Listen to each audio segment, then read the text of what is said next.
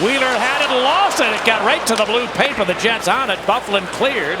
Scheifele chasing it down. Hawks have to hurry back. Here comes Wheeler. There's the pass. Put it in front. What a pass. Oh, Darling!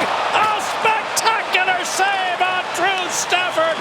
The Jets did everything right, but Darling denies. Well, Dustin Bufflin clears this puck out into the neutral zone. It's a 3-on-2. What a pass there from Blake Wheeler. And the opportunity for Drew Stafford, and what gives Darling an opportunity to push off there, Pat, is that Stafford does not one-time this puck. He gets it, dusts it off.